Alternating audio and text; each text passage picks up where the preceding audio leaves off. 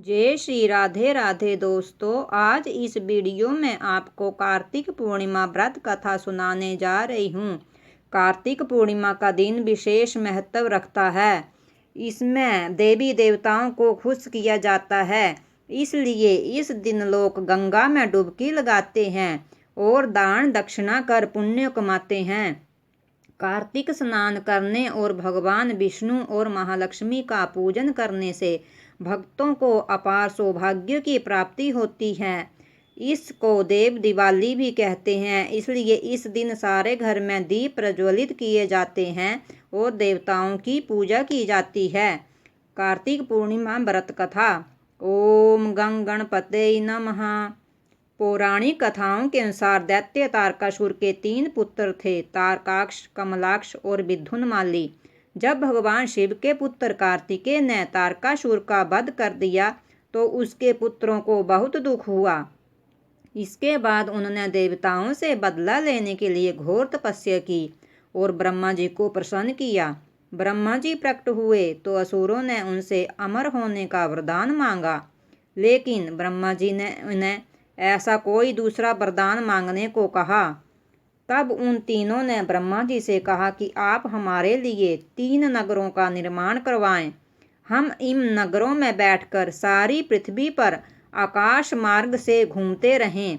1000 साल बाद जब हम एक जगह मिलें, उस समय जब हमारे तीनों पुर मिलकर एक हो जाएं, तो जो देवता उन्हें एक ही बाण से नष्ट कर सके, वही हमारी मृत्यु का कारण हो। ब्रह्मा जी ने उन्हें ये वरदान दे दिया। ब्रह्मा जी का वरदान पाकर तारकाक्ष, कमलाक्ष व विद्युन्माली बहुत प्रसन्न हुए। ब्रह्मा जी के कहने पर मय दानव ने उनके लिए 3 नगरों का निर्माण किया। उनमें से एक नगर सोने का, एक चांदी का और एक लोहे का था। सोने का नगर तारकाक्ष का था, चांदी का कमलाक्ष का और लोहे का विद्युन्माली का। अपने पराक्रम से इन तीनों असुरों ने तीनों लोकों पर अधिकार कर लिया। इन दैत्यों से घबराकर सभी देवता भगवान भोलेनाथ की शरण में गए।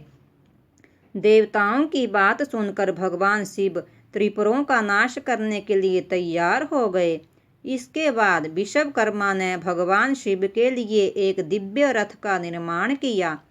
चंद्रमा व सूर्य उस रथ के पहिए बने।